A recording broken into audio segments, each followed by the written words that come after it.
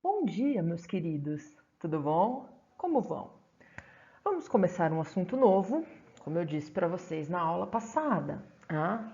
Nós terminamos o conteúdo de cinética e agora a gente vai falar de equilíbrio. Os conceitos de termoquímica e de cinética vão continuar aparecendo no estudo do equilíbrio químico, belezinha? Vamos lá então. Primeira coisa, galerinha, antes da gente definir o estado de equilíbrio em uma reação química, a gente precisa falar um pouquinho sobre dois tipos de reações químicas que nós temos: as reações reversíveis e as reações irreversíveis. Tranquilinho?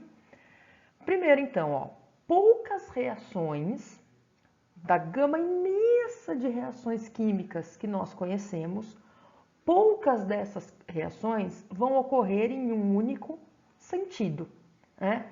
Quando eu falo único sentido aqui, eu estou falando no sentido de reagente se transformando em produto. Poucas reações acontecem somente nesse sentido. A maioria das reações, galera, é reversível. Ou seja, reagente se transforma em produto, ao mesmo tempo que produto se transforma em reagente. Quando isso acontece, a gente fala que a reação é reversível. Então, uma reação reversível é uma reação que vai se processar nos dois sentidos. Reagente transformando em produto, produto voltando a se transformar em reagente. Essa é uma reação reversível. Eu consigo reverter a transformação dos reagentes em produtos. Vamos dar uma olhadinha aqui, Vamos falar da reação irreversível, que é a reação que se processa em um único sentido. As reações irreversíveis, eu tenho reagente se transformando em produto. E ponto. A reação acaba. Exemplo de reação irreversível, galera. As reações de queima, de combustão. Quando eu queimo algum material, vamos supor que eu faço a queima do etanol. Etanol mais oxigênio formando CO2 mais água.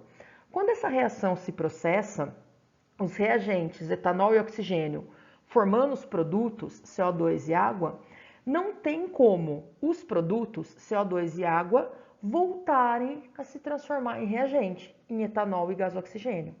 As reações de queima, de combustão, elas são exemplos lindíssimos de reações irreversíveis, onde eu não consigo reverter o processo reacional, belezinha? Não adianta eu querer pegar o gás carbônico e a água, juntar eles e fazer virar etanol e oxigênio, que não vai rolar. Então, essas reações onde não tem reversão do processo, é uma reação irreversível. A gente usa uma única seta, simbolizando a transformação de reagente em produto.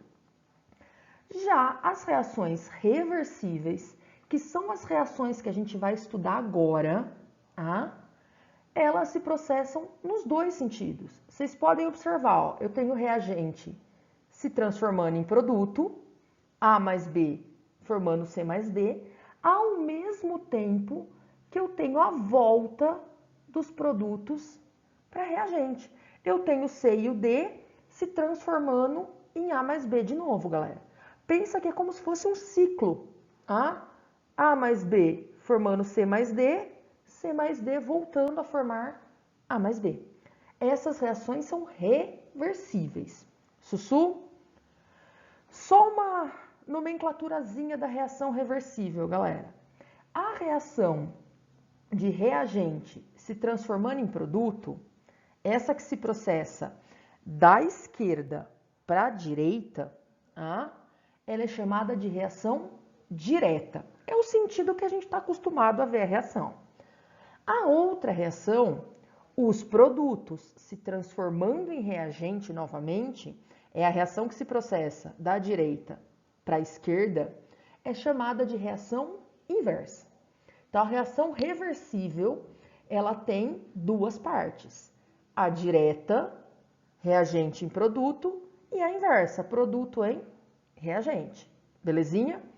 Observem a seta que simboliza uma reação reversível, galera. É uma setinha dupla, tá? Mostrando os dois sentidos da reação reversível. Reação irreversível é uma seta. Reação reversível são duas setas. Cuidado, muito cuidado. A simbologia correta é a utilização das duas setas. Pode ser que em alguns materiais você veja essa simbologia aqui, ó. Uma setinha com dois sentidos. Não, esse símbolo não indica reação reversível. Esse símbolo indica a ressonância, que é um processo que a gente vai falar mais pra frente, tá? Mas você pode encontrar, às vezes, em alguma apresentação de PowerPoint, em algum artigo, algum material, enfim, pode aparecer em algum lugar, mas não é o correto. Por que que apareceu? Porque provavelmente quem escreveu aquele material, quem editou aquele material, não estava conseguindo utilizar a simbologia correta, tá? Então, para dar uma adaptada, usou essa seta aqui. Não é legal, porque hoje em dia nós temos recursos, tá, gráficos para usar a simbologia correta. Belezinha? Mas se vocês encontrarem, não surta. Não é a maneira correta, mas a gente tem uma licença poética em alguns casos. Quando você vai escrever a reação, usa as duas setas. Não usa isso aqui. Belezinha? Então tá. Continuando, galera. Exemplos aqui de reações reversíveis. Tá? Gás hidrogênio mais iodo, tá? Hidrogênio mais iodo formando 2HI. Ao mesmo tempo que eu tenho reagente se transformando em produto, eu tenho produto se transformando em reagente. Mudança de estado físico, galera. As reações de mudança de estado físico, elas são reações reversíveis, tá? Se eu pegar aqui um exemplo, a mudança de estado físico da água, do líquido para o gasoso, do gasoso para o líquido. Se eu alterar as quantidades de energia, os processos de absorção ou liberação de energia, eu consigo reverter essa reação, beleza? E uma reação bem legal para a gente pensar como exemplo é a reação da conversão do N2O4 em NO2 e a volta do NO2 em N2O4. Tá? Essa reação ela é bem visível, ela é legal porque dá para ver o sistema se revertendo, tá? E atingindo o equilíbrio, que é o que a gente já vai falar. O N2O4 ele é um gás incolor, belezinha? E o NO2 é um gás castanho, é um marrom meio avermelhado assim. Tá? Quando eu coloco num recipiente N2O4, tá? Comecei minha reação, peguei e coloquei N2O4. O recipiente, ó, se eu olhar aqui dentro do tubo de ensaio, a presença do N2O4, tá? Ele está aqui, ele é um gás incolor. Conforme vai tendo a transformação do N2O4 em NO2, eu vou ter a formação de um gás castanho. Então, a gente consegue ver essa mudança de cor. Então, era incolor, começa a formar gás, um castanho bem forte. Só que aí, quando a reação começa a se processar no sentido inverso, a gente tem uma diminuição na intensidade da cor do gás castanho. Aí é onde eu chego aqui nesse meio de caminho, ó. Então, eu tenho gás incolor formando gás castanho, o gás castanho voltando a formar gás incolor, e aí eu tenho um momento onde essas reações começam a acontecer ao mesmo tempo. A direta e a inversa começam a acontecer ao mesmo tempo. Eu consigo evidenciar isso olhando para a coloração do gás, porque ele fica um castanho bem clarinho. Significa que o que está formando de produto está voltando a ser reagente. Quando isso acontece, galera, nós falamos que o equilíbrio químico foi atingido, beleza?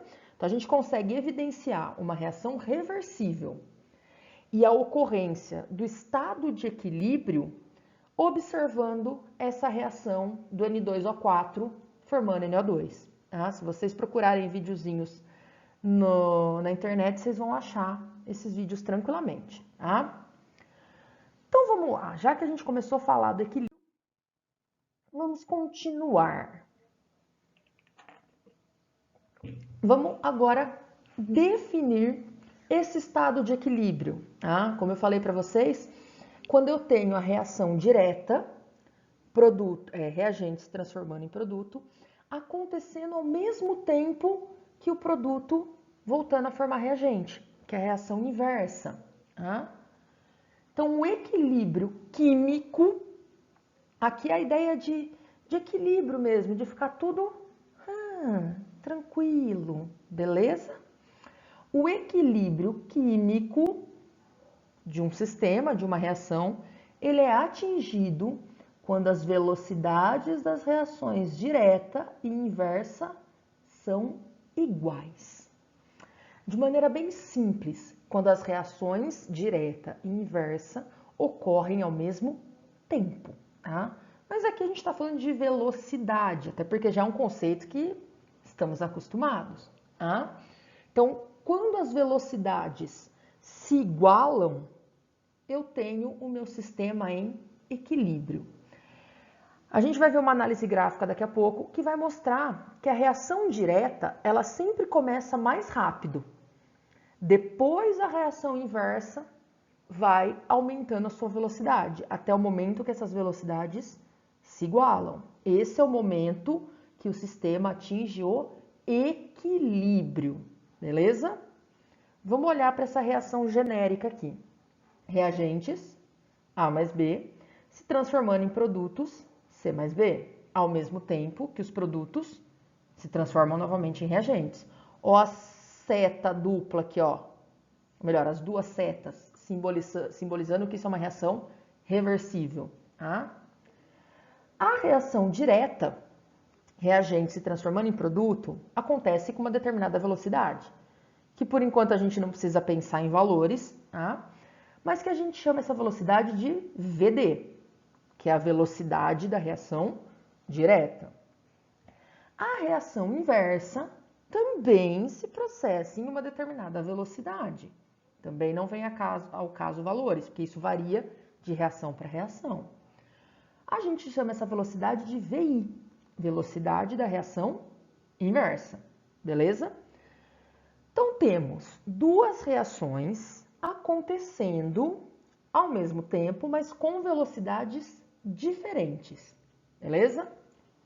Quando, galera, essas velocidades se igualam, a gente tem o estado de equilíbrio. Então, guarda isso por tudo que é mais sagrado no universo. Como que é definido o equilíbrio químico em uma reação? Quando a velocidade da reação direta é igual à velocidade da reação inversa. Quando as velocidades se igualam, pá, o sistema atingiu o equilíbrio. Beleza? Então não pode esquecer isso por nada no universo. Quando que o sistema atinge equilíbrio? Quando as velocidades das reações direta e inversa se igualam. Beleza? Algumas características do equilíbrio. Primeiro, galera, o equilíbrio é dinâmico. Então, não é porque as velocidades se igualaram que nada mais acontece. Não, as reações continuam ocorrendo, beleza? Só que em velocidades iguais. Então, o equilíbrio não significa que tudo está parado. Ah, não é, morri. Não, as reações ocorrem, só que em velocidades iguais. Por isso que a gente fala que o equilíbrio é dinâmico e não estático. Sussu? Nós mesmos, galera, nosso corpo ele é um conjunto de reações reversíveis. Tá? Algumas reações atingem o equilíbrio em determinado momento, depois elas saem desse equilíbrio, que a gente vai falar mais pra frente, tá? Que a gente consegue alterar esse estado de equilíbrio do sistema. E por mais que eu esteja quietinha, paradinha, sentada, sem me mexer, não significa que não está acontecendo nada. Eu estou em equilíbrio dinâmico. Eu tenho movimento, tem movimento das partículas, belezinha? Então, o equilíbrio é dinâmico. No estado de equilíbrio, eu tenho reagente e produto. Pelo fato das reações estarem ocorrendo ao mesmo tempo, continuo tendo reagente e produto. Não acabou ninguém aí. Não tem reagente se transformando em produto, acabou. Produto transformando em reagente, acabou. Não. Tem reagente e produto. Eles coexistem no estado de equilíbrio. E outro fato muito importante, galera, que também ajuda a definir o equilíbrio. As concentrações, lembra lá, concentração comum, concentração molar, tá? De maneira bem simples. As concentrações, a quantidade de substância, tá? De reagente e produto, quando o sistema atinge equilíbrio, permanecem constantes. Cuidado que constante não é igual. A gente vai ver isso na análise gráfica. Tá? Quando o sistema atinge o equilíbrio, as concentrações, as quantidades de reagente e de produto não mais se alteram, porque as reações ocorrem com velocidades iguais. Mas não necessariamente essas quantidades são iguais. Não significa que eu tenho um molde A, um molde B, um molde C, um molde D. Essas quantidades podem variar. Tá? Mas a partir do momento que o sistema atinge equilíbrio, as concentrações, as quantidades permanecem constantes. Não tem alteração no valor, mas não necessariamente esses valores são iguais. Pode ser ou pode não ser. Então, cuidado que constante não é igual. Tá? De maneira bem simples, galera, quando um sistema atinge o equilíbrio, macroscopicamente, ou seja, o que eu vejo, tudo cessa. Então, aparentemente, quando você olha para um sistema que está em equilíbrio, dá a impressão que nada está acontecendo, visualmente. Então, macroscopicamente, para. Como eu falei no exemplo ali da reação do N2O4 se transformando em NO2. A gente começa, no início da reação, a gente começa a ver as mudanças de cor. Quando aquela reação atinge equilíbrio, a cor estaciona naquele castanho clarinho. Aí dá a impressão que nada mais está acontecendo, que não tem mais mudança de cor naquilo. Mas está. Então, visualmente, macroscopicamente, tudo para, tudo cessa. Mas, microscopicamente, tudo continua. Não é porque não está tendo mais variação de cor, né, um exemplo, que a reação não está acontecendo. Está acontecendo sim, com velocidade igual e concentrações constantes. Belezinha? Então, ó, isso aqui é extremamente importante por tudo que é mais sagrado no universo. Não esqueça disso. Como a gente define um estado de equilíbrio. Tá bom? Vamos ver alguns exemplos, né? Depois a gente vai falar dos gráficos. Se a gente pegar, galera, a água, vamos falar só um pouquinho da mudança de estado físico, para a gente não limitar equilíbrio químico a uma transformação química. Transformações físicas também atingem o estado de equilíbrio, belezinha? Então, se eu pegar um pouco de água no estado líquido e colocar em um recipiente fechado. Então, aqui, ó, vamos usar minha garrafa, adoro usar minha garrafa como exemplo. Tem água dentro da minha garrafa, o recipiente está fechado, não está isolado. Fechado significa que não tem troca de matéria, mas tem troca de energia, beleza? E isso é importante que tenha. Coloquei a água no estado líquido em um recipiente fechado a temperatura constante. Com o passar do tempo, uma parte dessa água vai começar a vaporizar, a mudar do líquido para o gasoso. Mas, como o recipiente está fechado, essas moléculas de água do estado gasoso não vão sair do recipiente, elas vão ficar confinadas aqui dentro, belezinha? Vai chegar uma hora que a parte que não tem água no estado líquido vai ficar saturada de água no estado de vapor. Quando isso acontece, ou seja, não tem mais espaço para uma molécula de água no estado líquido passar para o vapor, a não ser que uma do vapor volte para o líquido. Quando isso acontece, onde uma molécula de água no estado líquido se transforma em vapor, e imediatamente uma de vapor se transforma no líquido, e essas duas transformações acontecem com a mesma velocidade, o sistema atingiu o equilíbrio. Vocês já viram isso no equilíbrio líquido-vapor, galera. Opa, aqui ó, equilíbrio líquido-vapor. Quando isso acontece, que a velocidade da reação direta, que é a ebulição da água, vamos supor que eu esteja aquecendo o sistema aqui, ebulição da água do líquido para o gasoso, ou no caso para o vapor, quando a velocidade dessa reação acontece com a mesma velocidade da reação inversa, que é a da condensação da água, gasoso ou vapor para o líquido, a gente tem um equilíbrio. Esse equilíbrio especificamente é chamado de equilíbrio líquido-vapor. E ele foi tratado no assunto de propriedades coligativas. Tá? Só uma ilustração para a gente ver, galera, para facilitar. Ó. Aqui eu tenho uma molécula no estado de vapor. Tá? Olha, a pessoa colocou as coisas ao contrário. Tá? Essa daqui é a reação direta e essa é a reação inversa. Isso acontece na vida. Tá?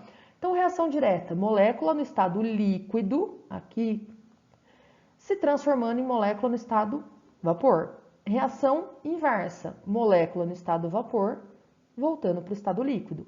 Quando essas duas velocidades se igualam, a gente tem o equilíbrio. Como eu estou falando dessa transformação entre líquido e vapor da água, a gente chama de equilíbrio líquido-vapor.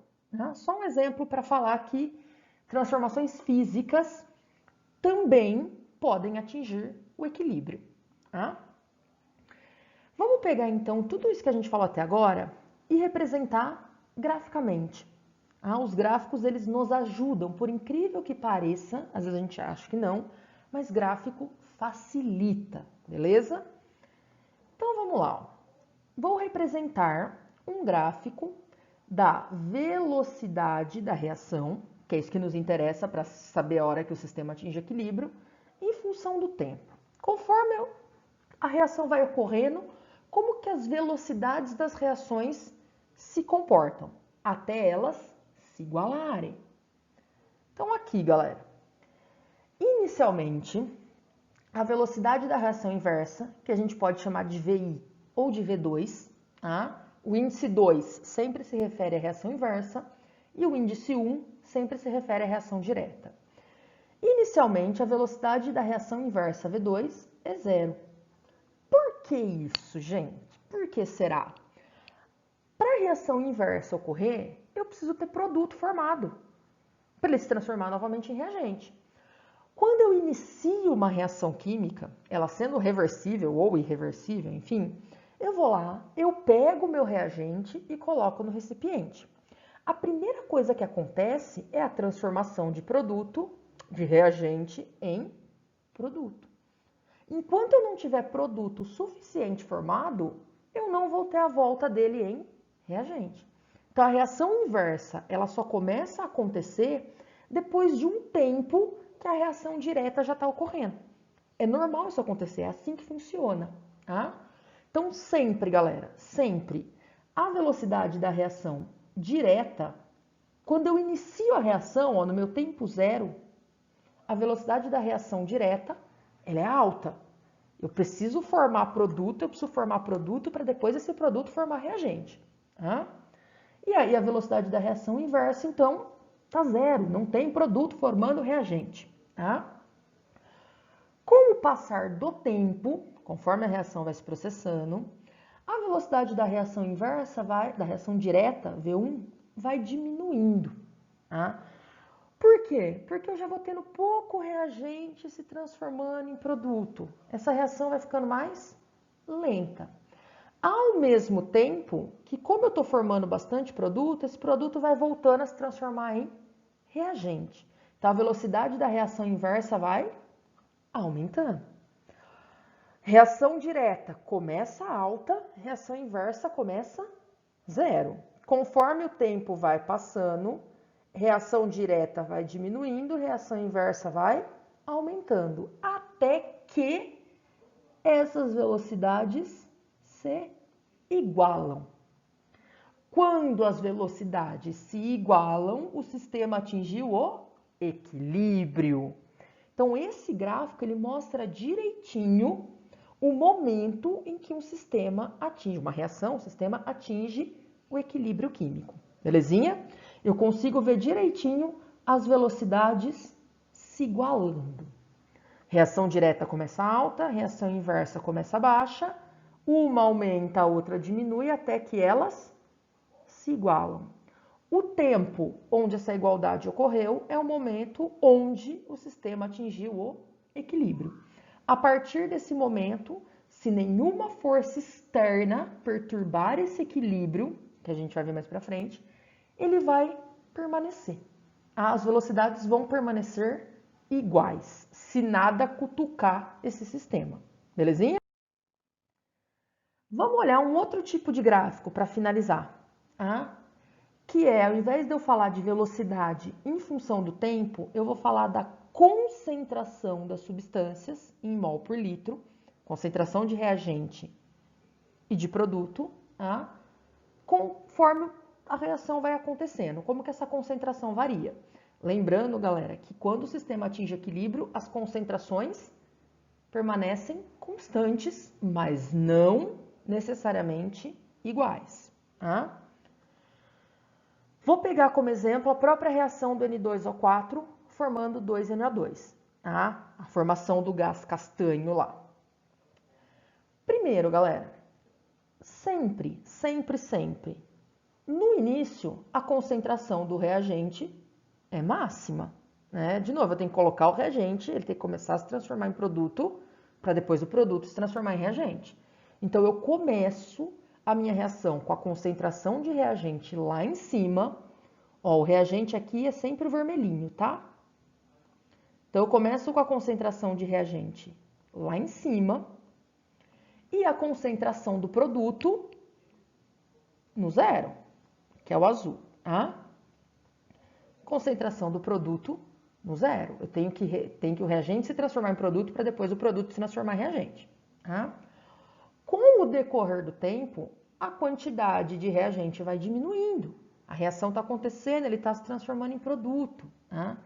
Por mais que tenha produto se transformando em reagente, as concentrações ainda estarão se alterando até o momento que o sistema atinge o equilíbrio. Quando o sistema atinge o equilíbrio, não tem mais alteração nas concentrações, tá? A concentração de produto sempre inicia no zero.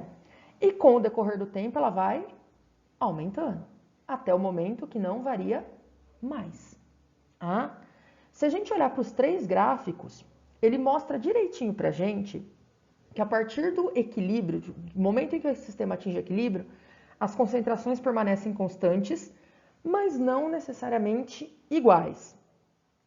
Esse último gráfico aqui, ó, ele mostra para a gente. Reagente começa com a concentração lá em cima e produto com a concentração lá embaixo. Concentração de reagente diminui, produto aumenta, até que o sistema atinge o equilíbrio. Aqui é o momento do equilíbrio, ó. E as concentrações não se alteram mais, e nesse caso específico, as concentrações são iguais. Então, esse gráfico aqui, ele é semelhante ao gráfico da velocidade, mas ele está mostrando a concentração. Então, pode acontecer de algumas reações, a concentração, a partir do momento de equilíbrio, vai permanecer constante sim, mas ser igual? Sim, depende da estequiometria da reação, da proporção entre reagente e produto. Então, aqui é um gráfico que mostra que as concentrações, além de constantes, também são iguais. Os outros dois gráficos já mostram só a constância da concentração a partir do momento de equilíbrio. Então, aqui, atingir equilíbrio, reagente, produto. O sistema atingiu equilíbrio, galera. As concentrações estão constantes, ó, forma uma reta. Não tem mais aumento nem diminuição da concentração. Só que essas concentrações não são iguais. A quantidade de N2O4 é maior que de Na2. E isso vai permanecer enquanto o sistema estiver em equilíbrio. As concentrações não variam, mas não precisam ser iguais. E o segundo gráfico também. Reagente, produto. O momento que eu atinjo o equilíbrio. Aqui, as concentrações vão permanecer constantes, ó a reta, mas não iguais. Nesse caso, a concentração de produto, de NO2, é maior que a de reagente de N2O4. Essas variações, galera, se as concentrações serão iguais, se vai ter mais produto ou mais reagente, depende da estequiometria da reação. Belezinha? Só para finalizar, então, o que eu não posso esquecer sobre a aula de hoje? Existem reações reversíveis e irreversíveis. Tá?